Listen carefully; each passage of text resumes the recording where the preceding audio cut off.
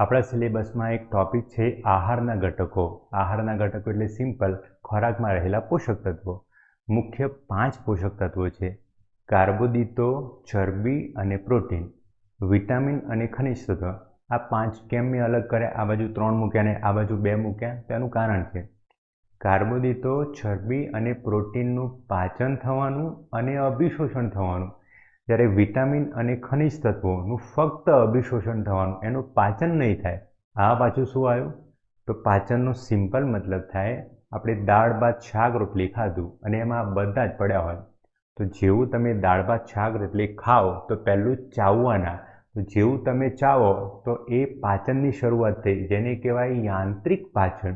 એમાં ફક્ત એ ગુલાબજાંબુ હોય તો એ તૂટવાનું અને નાનું થવાનું, તો યાંત્રિક પાચન.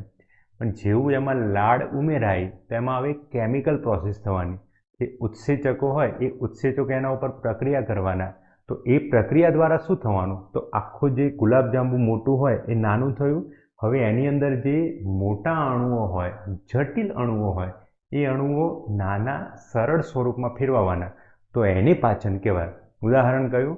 તો રોટલી હોય, રોટલી ઘઉંથી બનવાની, તો ઘઉંમાં કાર્બોદિતો હોય સ્ટાર્ચ સ્વરૂપમાં, તો એ સ્ટાર્ચ તૂટ્યું, ઘઉં લોટ બાંધ્યો, આપણે લોટ દળાયો, લોટ બાંધ્યો, રોટલી બની, રોટલી ચાવી, તો એ કાર્બોદિત તૂટવાના ચાલુ થાય, સ્ટાર્ચ તૂટવાનું ચાલુ થાય અને એમાંથી છેલ્લે ગ્લુકોઝ બનવાનું.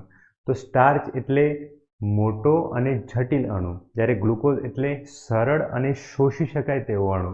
તો સિમ્પલ આને કહેવાય પાચન. આવું ફક્ત કાર્બોદિતો, ચરબી અને પ્રોટીનમાં જ થવાનું. આ બાજુ થોડું ફેરવાઈ ગયું. વિટામિન અને ખનિજ તત્વોમાં નહીં થાય. વિટામિન અને ખનિજ તત્વોમાં શું થવાનું?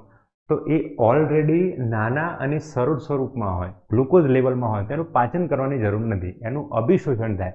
આ પાછું શું આવ્યું અભિશોષણ? તો આપણે જે ગ્લુકોઝ નાનો અણુ બનાવી દીધો, અથવા વિટામિન સી પહોંચી ગયું શરીરમાં, હવે એને આપણે મોકલવાનું છે શરીરના દરેક સેલમાં. સેલમાં કેવી રીતે જવાના? બ્લડ દ્વારા. તો આપણું જે આ પાચન તંત્રની નળી હોય એમાં આ બધું પડ્યું, એને આપણે મોકલવાનું છે બ્લડમાં, તો એ બ્લડમાં જાય એને કહેવાય અભિશોષણ. રાઈટ? તો પાચન એટલે મોટા અણુઓ તૂટવા અને એમાંથી મોટા તથા જટિલમાંથી નાના અને સરળ અણુઓ બનવા, એને કહેવાય પાચન. અને એ પાચિત પદાર્થોને બ્લડમાં મોકલવા, એને કહેવાય અભિશોષણ. ક્લિયર રાખી આ સમજ? ઓકે.